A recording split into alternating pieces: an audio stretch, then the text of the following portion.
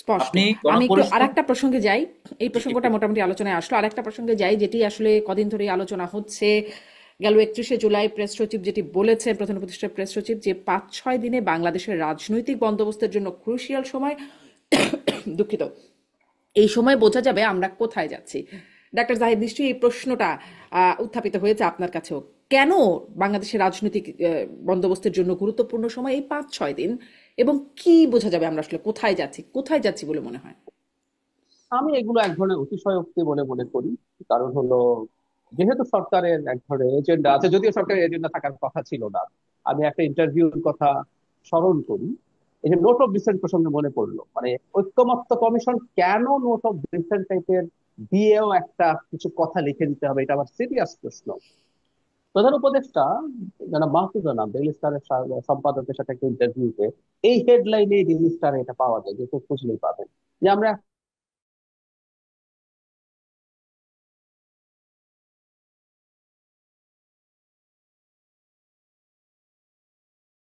করবো, আর যদি একটাও না মানে আমরা একটা ছাড়াও ইলেকশন করে ফেলবো। That's what hmm. He told. তখন সংস্কার কমিশন গুলো তাদের প্রাথমিক রিপোর্টও দেয়নি। তো যে কথাটা বলছিলাম, এই যে এখন সরকারের এক ধরনের সংস্কারের স্টেক আছে বলে সরকার মনে করছেন, সরকার এটাকে ইম্পোজ করার চেষ্টা করছেন। এবং এই জিনিসটা আমাদের সমাজে খুবই চাউর হয়েছে, যে আপনি যদি কিছু সংস্কার করে ফেলতে পারেন কনস্টিটিউশন এবং লয়, তাহলে আপনার দেশ অসাধারণ সুন্দরভাবে চলতে শুরু করবে। আমি প্রায় একটা কথা বলছি, 25 আগস্ট আমি বলছি না সংবিধানের সংস্কারের প্রয়োজন নেই, আইনের সংস্কারের প্রয়োজন নেই, কিন্তু আমরা ওভার এস্টিমেট করছি। আমরা মনে করছি মানে এগুলো লিখলে টিখলে সব ঠিকঠাক হয়ে যাবে। পৃথিবীতে যে ডেমোক্রেটিক ব্যাকস্লাইডিং বলে, 2006 সালের পর থেকে আজ পর্যন্ত প্রতি বছর ফাংশনিং ডেমোক্রেসির সংখ্যা পৃথিবীতে কমেছে। 6 থেকে এখন পর্যন্ত 20 বছর হয়ে গেল।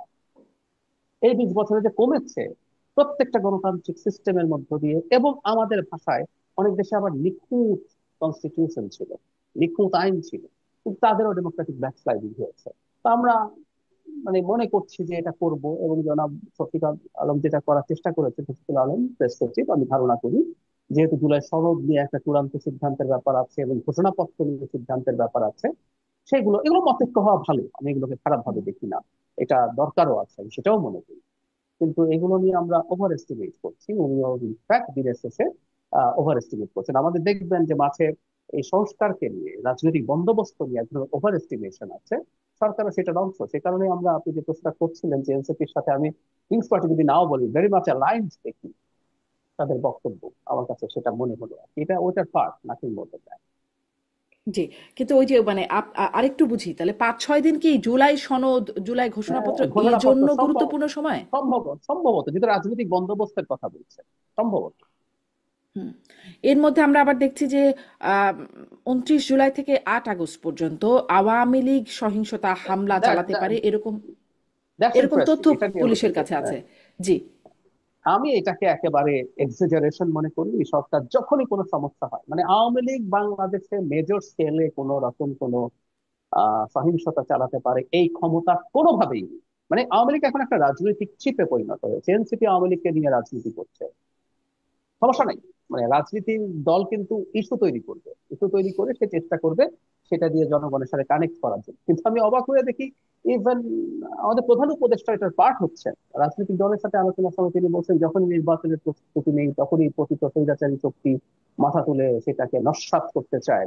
বাংলাদেশে দু একটা জেলায়, বিশেষ করে গোপালগঞ্জ থেকে একটি ওয়াইড স্প্রেড, আরো দু একটা জেলায় কিছু জায়গায় তাদের কিছু সুযোগ আছে কিছুটা ঝামেলা করার।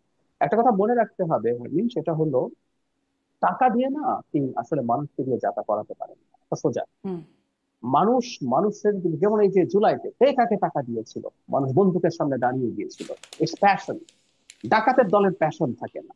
টাকা টাকা পয়সা দিয়ে কিছু লোককে দিয়ে কিছু হতে পারে। এবং এগেইন আমি বলছি, সরকার এক্সাজারেট করছে। যখন কোনো সংকট আসে, যখন কোনো সমস্যা আসে, আওয়ামী লীগকে সামনে এনে বিরাট একটা জুজু তৈরি করা হয়। এগুলো পুরোনো কৌশল। আমরা যখন কনসেন্ট ম্যানুফ্যাকচার করতে চাই, একটা কল্পিত ভীতি যদি সামনে আনি, আমি অনেকের সলিডারিটি এনশিওর করতে পারি। যখনই আওয়ামী লীগ বিরাট ভীতি হিসেবে সামনে আনবো, সরকারের সাথে যারা যারা অ্যাপারেন্টলি, সরকারের কিন্তু অ্যাপ্রুভাল রেটিং কমে গেছে, ডক্টর ইউনূসকে প্রথম যে পরিমাণ মানুষ সমর্থন করেছেন সেই সংখ্যা কমেছে, যারা অত্যন্ত স্ট্রংলি করতেন তাদের সেই স্ট্রেংথ কমেছে নানান ভাবে। তো আওয়ামী লীগ যাকে সলিডারিটি হয়, তারা সেই চেষ্টা করছে না। আমরা দেখলাম একটা নিউজ, আমেরিকার কিছু লোকের ট্রেনিং হচ্ছে, একজন মেজর আছে, so what, hmm hmm nothing will happen. কোন রকম কোনো মেজর কিছু হয় দু একটা জায়গায় ধরুন কিছু ছোটখাটো ঝামেলার, বেশি কিছু আসলে হতে পারে না। আর একটা জিনিস যোগ করে পর্যায়ে শেষ করি, শেখ হাসিনা ট্রাম্পের ছবি নিয়ে নির্দেশ দিয়েছিলেন যে বিজয় মিছিল করার জন্য দূর থেকে দাঁড়িয়ে ছবি তোলা, শেখ হাসিনা স্বয়ং বলেছেন। তার হুম। ইনস্ট্রাকশনের পরও কি হয়েছিল? কিচ্ছু হয়নি। তো সুতরাং এগুলো মানে সরকারের, মানে দুঃখটা এই জায়গায় যে এই সরকার তো অন্তর্বর্তী সরকার, এই সরকার তো আবার ক্ষমতায় নির্বাচন করেও আসবে না, বা গায়ের জোরে ক্ষমতায় থেকে যেতেও চাইবে না, অন্তত টেকনিক্যালি। তারা কেন এই জিনিসগুলো করছেন, এটা আমার কাছে একটু সারপ্রাইজিং।